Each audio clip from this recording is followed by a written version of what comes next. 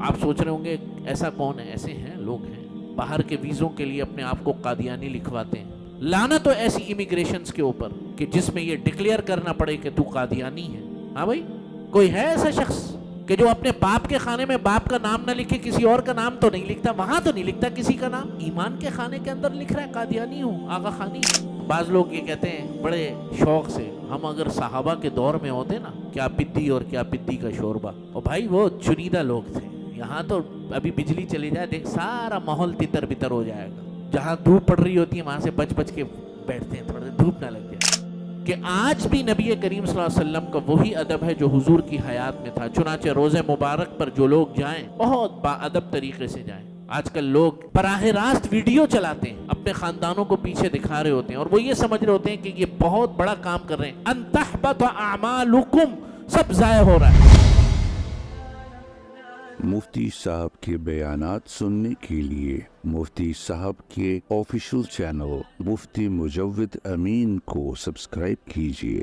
دنیا کے اعتبار سے تو دارالعمل ہونا بالکل واضح ہے کہ بھئی یہاں پر جو کچھ کرے گا اس کا بدلہ اور اس کا پھل اس کو دنیا میں ہی ملے گا.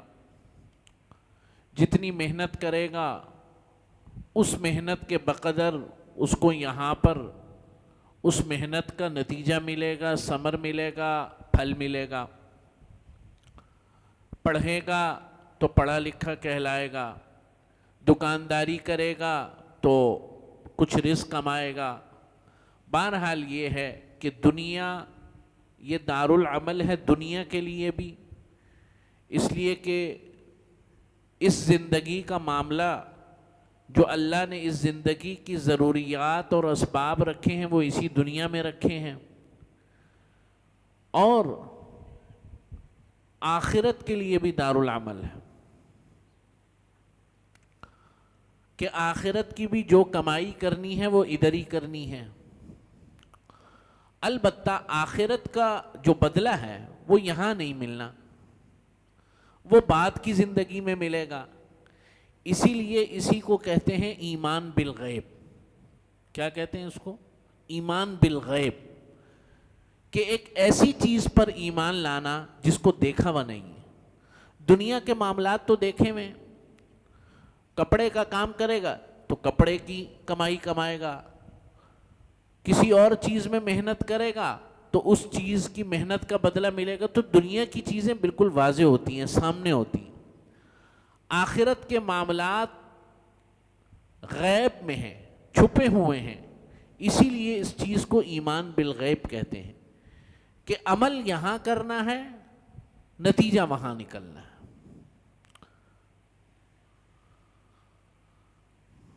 تو اسی طریقے سے جس طریقے سے ایک انسان کمائی کرے دنیا کے اعتبار سے، ایک شخص مزدوری کرے، صبح سے لے کر شام تک مزدوری کرتا ہے، محنت کرتا ہے، شام کو گھر واپس جا رہا ہے اور وہ مزدوری اس کی ضائع ہو جائے، اللہ نہ کرے. تو یہ بڑا بدقسمت آدمی ہے. بدقسمت آدمی میں اس اعتبار سے کہہ رہا ہوں اللہ کی طرف سے ہو جائے کسی حکمت کے تحت تو ایک الگ چیز ہے، اور ہر کام اللہ کے حکم سے ہی ہوتا ہے. لیکن یہ بیچارہ اس نے سارا دن محنت کی، جب محنت کی کمائی وصول کر لی تو وہ ضائع ہو گئی، تو اس کو زیادہ افسوس ہوگا بنسبت اس شخص کے کہ جس نے دن بھر کوئی کمائی کی ہی نہیں، جس نے کوئی ہاتھ پیر ہلایا ہی نہیں، جس نے کوئی محنت کی ہی نہیں. لیکن اس کے برعکس وہ شخص جو سارا دن محنت کی، سارا دن محنت کی، اور جب شام کو اس کو مزدوری ملی وہ مزدوری ضائع ہو گئی، تو یہ بڑے افسوس کی بات. بالکل اسی طریقے سے بعض لوگ ایسے ہوں گے آخرت میں کہ دنیا کے اندر بڑے عمل کیے ہوں گے انہوں نے، لیکن جب آخرت میں پہنچیں گے تو وہاں کچھ بھی نہیں ہوگا ان کے لیے، وہاں کچھ نہیں ہوگا. اس وقت بہت افسوس کریں گے کہ ہم نے اس دن کے لیے دنیا میں جو محنت کی، اعمال کیے، وہ تو یہاں کچھ بھی نہیں ہے، سب کچھ ضائع ہو چکا ہے. بالکل ایسے ہی جیسے اس شخص کی محنت ضائع ہو گئی، جس دن ساری کمائی اس نے کی، مزدوری کی، شام کو وہ مزدوری ضائع ہو گئی، بالکل اسی طریقے سے آخرت پر یقین رکھتے ہوئے وہ تھا مسلمان، لیکن آخرت پر یقین رکھتے ہوئے اس نے دنیا میں اعمال کیے، لیکن جب قیامت کے دن پہنچا تو وہاں کچھ بھی نہیں تھا اس کے لیے۔ یہ شخص بڑا محروم شخص ہے، بڑا افسوس والا شخص ہے۔ تو اسی طریقے سے ہم نے رمضان المبارک میں اعمال کیے، اب ہمیں ان اعمال سے بچنا ہے کہ جو اعمال نیکیوں کو ضائع کر دیتے ہیں، جو اعمال نیکیوں کو جلا دیتے ہیں۔ چنانچہ قرآن مجید میں جا بجا اللہ نے کچھ اعمال کا ذکر کیا ہے کہ یہ جو تم دنیا میں اعمال کرتے ہو نا، ان اعمال کو ہم بسا اوقات تم ان اعمال کے بعد ایسے کام کرتے ہو کہ ہم ان اعمال کو جو تم نے دنیا میں کیے ہوتے ہیں سب کچھ اڑا دیتے ہیں۔ تم یہ سمجھ رہے ہوتے ہو کہ آخرت میں بہت کچھ ملے گا، وہاں کچھ نہیں ہے، وہاں کچھ نہیں ہے۔ ان اعمال میں سب سے پہلا جو عمل ہے وہ ہے کفر اور ارتداد۔ اللہ تعالیٰ فرماتے ہیں قُلْ هَلْ نُنَبِّئُكُمْ بِالْأَخْسَرِينَ أَعْمَالًا، اے نبی آپ فرما دیجئے کہ میں تمہیں اعمال کے حساب سے سب سے خسارے والے لوگ نہ بتاؤں؟ قرآن کہہ رہے ہیں، اے نبی آپ فرما دیجئے نُنَبِّئُكُمْ بِالْأَخْسَرِينَ أَعْمَالًا الَّذِينَ ضَلَّ سَعْيُهُمْ فِي الْحَيَاةِ الدُّنْيَا، کہ جن کی ساری زندگی کی کمائی سعیہم فی الحیات الدنیا ضل، وہ سب ختم ہو گئی، وہم یحسبون انہم یحسنون صنعا، اور وہ یہ گمان کر رہے ہیں کہ وہ تو بہت بڑا کام کیا، انہوں نے بہت زبردست کام کیے۔ اولئک الذین لیس لہم فی الآخرہ وحبط عنہم ما صنعوا، اور ان کے لیے آخرت میں کچھ نہیں ہے، وحبط، ہم نے ان کے تمام اعمال کو ختم کر دیا، جو کچھ انہوں نے کیا تھا کچھ بھی نہیں ہے یہاں پہ۔ تو یہ کون لوگ ہیں؟ یہ کفر کرنے والے لوگ ہیں، ارتداد۔ قُلْ هَلْ نُنَبِّئُكُمْ بِالْأَخْسَرِينَ أَعْمَالًا الَّذِينَ ضَلَّ سَعْيُهُمْ فِي الْحَيَاةِ الدُّنْيَا وَهُمْ يَحْسَبُونَ أَنَّهُمْ يُحْسِنُونَ صُنْعًا۔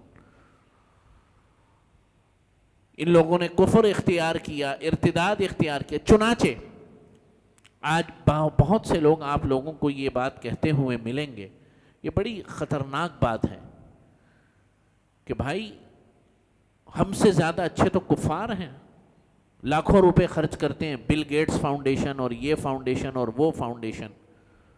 تو خوب سمجھ لو، خوب اپنے دماغ میں یہ بات بٹھا لیں، ایک مسلمان کے لیے ایمان سے بڑھ کر کوئی نعمت نہیں ہے۔ یہ بات کہنا بہت سے لوگ لا علمی میں کہتے ہیں، بہت خطرناک بات ہے کہ ہم سے اچھے تو کافر ہیں، لا حول ولا قوت الا باللہ العلی العظیم۔ اس نعمت، یہ شخص اگر دل سے اس بات کو سمجھتا ہے تو اس بات کا ڈر ہے کہ مرنے سے پہلے ایمان سلب نہ ہو جائے اس کا۔ ایمان سے بڑھ کر کوئی نعمت نہیں ہے۔ ایک مسلمان کے لیے اس کائنات میں سب سے بڑی نعمت اولاد، ماں باپ، مال، دولت، اس کی تو خیر کوئی حیثیت ہی نہیں ہے۔ سب سے بڑھ کر جو نعمت ہے وہ نعمت ایمان۔ چنانچہ ہم بسا اوقات متاثر ہوتے ہیں اغیار سے۔ چنانچہ کافر اگر کوئی نیک عمل کرے، قرآن خود بیان کر رہا ہے دیگر مقامات پر، اس کا بدلہ اس کو دنیا میں مل جاتا ہے، اس کے لیے آخرت میں کچھ نہیں ہے۔ ہاں اگر وہ نیکی کرتا ہے تو یہ نہیں ہے کہ اس کی نیکی نیکی نہیں ہے، اس کی نیکی نیکی ہے، مثلا خرچ کر رہا ہے، مدد کر رہا ہے۔ یہ جتنی فاؤنڈیشنز ہیں دنیا بھر کے اندر، اگر یہ واقعتاً حقیقی کام کر رہی ہیں اور ان میں سے بعض کرتی بھی ہیں تو ان کا معاملہ یہیں پر ہو جائے گا۔ آخرت میں کچھ نہیں ہے، اس لیے کہ ایمان نہیں ہے، کفر ہے، جو کچھ ہے وہ یہیں پر مل جائے گا۔ وہاں کچھ نہیں ہے. وہاں کی ٹوٹل کمائی، جیسے میں نے شروع میں عرض کیا، وہاں کا ٹوٹل مدار ایمان بالغیب پر ہے. اسی طرح اللہ نہ کرے نعوذ باللہ من ذالک، کوئی شخص مرتد ہو جائے، وَمَن يَرْتَدِدْ مِنْكُمْ عَنْ دِينِهِ فَيَمُتْ وَهُوَ كَافِرٌ فَأُولَٰئِكَ حَبِطَتْ أَعْمَالُهُم. جو شخص پھر گیا دین سے، پہلے مسلمان تھا، پھر ارتداد نعوذ باللہ من ذالک اختیار کر لیا، فَيَمُتْ مر گیا، وَهُوَ كَافِرٌ، اور اس حالت میں مرا کہ کافر تھا. وَمَن يَرْتَدِدْ مِنْكُمْ عَنْ دِينِهِ فَيَمُتْ وَهُوَ كَافِرٌ فَأُولَٰئِكَ حَبِطَتْ أَعْمَالُهُم، سارے اعمال ختم، کچھ بھی نہیں. آپ سوچ رہے ہوں گے ایسا کون ہے؟ ایسے ہیں لوگ، ہیں باہر کے ویزوں کے لیے اپنے آپ کو قادیانی لکھواتے ہیں، آغا خانی لکھواتے ہیں. لعنت ہو ایسے ویزوں کے اوپر، لعنت ہو ایسی امیگریشنز کے اوپر کہ جس میں یہ ڈکلیئر کرنا پڑے کہ تو قادیانی ہے، کہ تو اس دین سے نکل چکا ہے، اور آغا خانی ہے اور دیگر کچھ بھی نہیں ہے حصہ. وَمَن يَرْتَدِدْ مِنْكُمْ عَنْ دِينِهِ فَيَمُتْ وَهُوَ. ایک سوال آیا تھا میرے سے آج سے پہلے کہ کوئی شخص اگر لکھوا لے گے اور حقیقت میں قادیانی نہ ہوا ہو اور حقیقت میں ایمان سے نہ نکلا ہو تو ایسے شخص کا کیا حکم ہے؟ ایسے شخص کا حکم، بہرحال وہ قادیانی تو نہیں ہے، ایمان سے تو نہیں نکلا، لیکن یہ کہ بہت بڑی جرت ہے، بہت بڑی جرت ہے، بہت بڑی جرت ہے اور گناہ کبیرہ ہے. بالکل ایسے ہی جیسے کوئی شخص اپنے باپ کے خانے میں اپنے باپ کا نام نہ لکھوائے. ایسا برداشت کر سکتے ہو؟ ہاں بھائی، کوئی ہے ایسا شخص کہ جو اپنے باپ کے خانے میں باپ کا نام نہ لکھے؟ کسی اور کا نام تو نہیں لکھتا، وہاں تو نہیں لکھتا کسی کا نام. ایمان کے خانے کے اندر لکھ رہا ہے قادیانی ہوں، آغا خانی ہوں. بہت بڑی جرت ہے، بہت بڑی جرت ہے. اور عین ممکن ہے، اللہ بچائے، اللہ تعالی حفاظت فرمائے، ہم یہاں کے فیصلے نہ یہاں کے فیصلے کرنے والے نہ وہاں کے، اللہ کا قہر نازل ہو اور حقیقت میں اس کا ایمان سلب کر لیا جائے کہ اتنی بڑی نعمت ایمان کی ناقدری. شرم محسوس ہو رہی ہے، چند ٹکوں کے لیے اپنے آپ کو جو ہے غیر مسلم لکھواتا ہے. تو پہلی جو بات ہے جو ایمان کو ضائع کر دیتی ہے یا اعمال کو دنیا میں ختم کر دیتی ہے، یعنی وہاں پر کچھ نہیں ہے، یہاں تھوڑا بہت جو ہوگا اللہ تعالیٰ عطا فرما دیں گے، وہ ہے کیا ہے؟ ایمان اور ارتداد. اور دوسری چیز آگے فرمائے شرک، کہ کوئی شخص اگر شرک اور کفر ایک ہی چیز ہے لیکن اس کو الگ سے ذکر فرمایا. سورہ انعام میں اللہ نے 18 نبیوں کا ذکر فرمایا ایک ساتھ، ایک ہی رکوع میں، 2-3 آیات میں ایک ساتھ 18 نبیوں کا ذکر فرمایا. اور پھر آگے فرمایا وَلَوْ أَشْرَكُوا لَحَبِطَ عَنْهُمْ مَا كَانُوا يَعْمَلُونَ. اے نبی، اگر یہ ویسے تو نبی سے شرک سرزد ہونا ممکن ہی نہیں ہے، وہ نبی ہی اس لیے کہ اس کی خطاؤں سے اللہ تعالیٰ وہ معصوم ہے، گناہوں سے محفوظ ہے، معصوم ہے. لیکن امت کو سمجھانے کے لیے، عام آدمی کو سمجھانے کے لیے کہ وَلَوْ أَشْرَكُوا لَحَبِطَ عَنْهُمْ مَا كَانُوا يَعْمَلُونَ. اے نبی، اگر یہ 18 نبیوں کا جن کا ذکر ہوا ہے، اگر ان میں سے بھی کوئی شرک بالفرض والمحال کر لیتا، لَحَبِطَ عَنْهُمْ مَا كَانُوا يَعْمَلُونَ، ساری نبوت اور ساری رسالت ہم ختم کر دیتے، کچھ بھی نہ ہوتا. تو کفر اور شرک ایک ہی چیز ہے لیکن اس کو اللہ تعالیٰ نے الگ سے بیان فرمایا. اس لیے نعمت ایمان سب سے بڑھ کر ہے. ایک مسلمان کے لیے ایمان سے بڑھ کر کچھ نہیں ہونا چاہیے. اللہ رب العزت کا بہت بڑا ہم پر کرم ہے اور اس پر شکر ادا کرنا چاہیے کہ ہمارے ایمان کو کبھی آزمایا نہیں گیا، کبھی آزمائش نہیں آئی، آئے بھی نہ. بعض لوگ یہ کہتے ہیں بڑے شوق سے، ہم اگر صحابہ کے دور میں ہوتے نا، کیا پدی اور کیا پدی کا شوربہ. اور بھائی وہ چنیدہ لوگ تھے، یہاں تو ابھی بجلی چلی جائے دیکھ سارا ماحول تتر بتر ہو جائے گا. سمجھ رہے بات؟ جہاں دھوپ پڑ رہی ہوتی ہے وہاں سے بچ بچ کے بیٹھتے ہیں تھوڑا دیر دھوپ نہ لگ جائے. تو یہ تو ہماری کیفیات ہیں جسم کی, ہماری برداشت کرنے کی کیفیات یہ ہے. سب کی بات کر رہا ہوں, اپنے آپ کو سب سے پہلے شامل کر رہا ہوں. تو کہنے کا مقصد یہ کہ ایمان پر اللہ نے بائی برتھ مسلمان ہو گئے, اللہ نے پیدائش کے وقت ہی, اور اللہ کا اس پر بہت ہزارہ شکر ہے, اللہ کا بہت بڑا کرم ہے, بہت بڑا انعام ہے کہ اللہ تعالیٰ نے ہمیں بائی برتھ مسلمان بنایا. ورنہ پتہ نہیں اگر اختیار کرنے کی نوبت آتی تو ہم کیا اختیار کرتے. تو سب سے بڑھ کر نعمت ایک مسلمان کے لیے کیا ہے؟ نعمت ایمان. اس سے بڑھ کر کچھ بھی نہیں ہے. باقی ساری نعمتیں ہیں, وہ اس کے بعد ہیں. صحت کی نعمت, مال کی نعمت, اولاد کی نعمت, بیوی بچوں کی نعمت, ماں باپ کی نعمت, یہ سب نعمتیں اس کے بعد ہیں. اور اعمال کو ضائع کرنے والی جو تیسری چیز ہے وہ ہے نبی علیہ الصلوۃ والسلام. وقت بتا دینا مجھے. نبی علیہ الصلوۃ والسلام کی بے ادبی. یا ایھا الذین آمنوا لا ترفعوا اصواتکم فوق صوت النبی ولا تجهروا له بالقول كجهر بعضكم لبعض ان تحبط اعمالکم. آیت کا مفہوم ہے سورہ حجرات کی, اے مومنو اللہ کے نبی کی آواز سے اپنی آوازوں کو اونچا نہ کرنا کبھی بھی, اور ایسے نہ پکارنا جیسے کہ تم آپس میں ایک دوسرے کو پکارتے ہو. ادھر آنا ذرا بیٹا, ادھر آؤ. یہ نہ, حضور کو ایسے نہیں پکارنا ہے. وہ مقام ہی الگ ہے.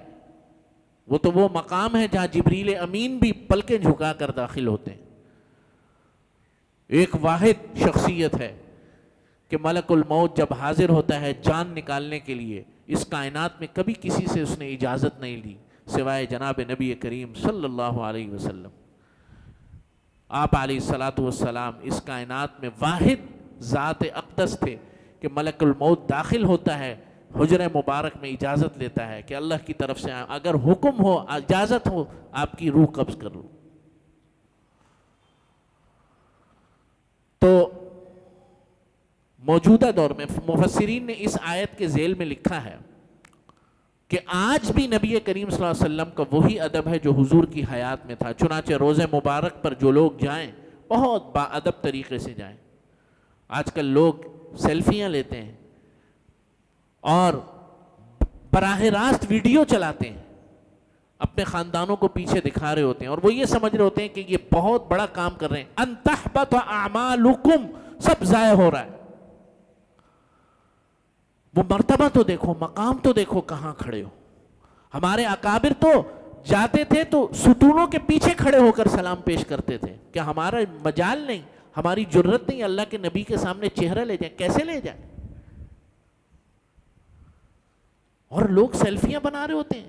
اور میری قوم کے لوگ جو سب سے زیادہ با ادب مشہور تھے, ہندوستان پاکستان کے مسلمانوں کی بات کر رہا ہوں, یہ بھی دوسروں کی دیکھا دیکھی شروع ہو گئے. مسجد نبوی میں جناب والا کوئی ویڈیو بنا رہا ہے, پورا حرم وہ اللہ کے نبی کی مجلس ہے. علماء فرماتے ہیں کہ کوئی شخص اگر کوئی ذکر نہیں کر رہا ہو مسجد نبی صلی اللہ علیہ وسلم, ایسے بس بیٹھ جائے ایسے کر کے کہ میں حضور کی مجلس میں بیٹھا ہوں, اور حقیقت میں حضور کی مجلس میں بیٹھا ہوا, یہ سمجھنے کی بات نہیں ہے, تو اللہ کے نبی کی معیت اور اللہ کے نبی کی مجلس اس کو حاصل ہو رہی ہے. وہ مقام ہے. لوگ سیلفیاں بنا رہے ہیں اور جناب ویڈیو بنا رہے ہیں. کوئی یوں دیکھ رہا ہے, کوئی یوں دیکھ رہا ہے, کوئی اس طرح دیکھ رہا ہے. یہ کیا طریقہ؟ آدمی فون, اول تو فون لے کر نہیں جانا, لیکن ظاہر ہے فیملی جاتی ہے, ان کو اطلاع دینی ہوتی ہے, باہر نکلنے کی, آنے جانے کی رش بہت ہوتی. بس جب ضرورت ہو تو استعمال کرے, باہر نکلے استعمال کر لے, کوئی حرج نہیں. لیکن براہ راست جناب والا وہاں پر اس طریقے سے انداز سے رہنا یہ بہت بڑی جرت کی بات. اور پھر یہ چوتھی چیز جو اعمال کو ضائع کر دیتی ہے وہ ہے احکام شریعت پر ناگواری. دین کا کوئی حکم ہو, اس حکم کو معمولی سمجھنا کہ مزاج کے خلاف ہے نا. اصل میں ہمارا دین بھی وہ ہے جو مزاج کے مطابق ہو. ٹھیک, مزاج کے مطابق جو دین کی بات ہوگی وہ اچھی لگتی ہے, جو مزاج سے تھوڑی سی ہٹے گی بس وہ اب اپنا دین شروع ہو جائے گا. فرمایا ذالک بانہم کرہوا ما انزل اللہ فاحبط اعمالہم. یہاں بھی اللہ فرما رہے ہیں کہ جو چیز ہم نے نازل کی اس کو ناپسند کریں. ذالک بانہم کرہوا ما انزل اللہ, جو اللہ نے نازل فرمائے, جو دین ہے, جو شریعت ہے, جو اللہ کے نبی کا حکم ہے, جو سنت ہے, جو صحابہ کا راستہ ہے, ما انزل اللہ فاحبط اعمالہم, سارے اعمال ضائع. ناپسند کرتے ہو دین کی بات کو. دین وہ ہے جو مزاج کے مطابق ہو, جو مزاج سے ہٹے وہ دین نہیں ہے. آج عمومی ذہن لوگوں کا یہ بن چکا ہے, جو بات سمجھ میں آئے وہ تو دین ہے, اور جو بات سمجھ میں نہ آئے تو وہ یا تو بولنے والے کی غلطی ہے, یا وہ بات غلط ہے, یا جو بیان کر رہا ہے اس کو کچھ آتا نہیں ہے, یا یہ تو مولویوں کی باتیں ہیں. بس سب سے آخر میں جو بات, جو کنکلوژن نکلتا ہے, یہ تو مولویوں کی باتیں پھیلائی نہیں ہیں آپس میں, کیونکہ سمجھ نہیں آ رہی حضرت کو. حضرت کا جو مزاج ہے وہ دین کو اپنے مزاج کے مطابق ڈھالنے والا ہے, اپنے آپ کو دین کے مطابق ڈھالنے والا نہیں. بہرحال اللہ سے دعا ہے کہ اللہ تعالیٰ اس زندگی میں جو ٹوٹے پھوٹے ہم اعمال کرتے ہیں وہ ضائع ہونے سے بچا لیں, اور اللہ تعالیٰ ہمارے لیے توشہ آخرت فرما دے. وآخر دعوانا الحمدللہ رب العالمین.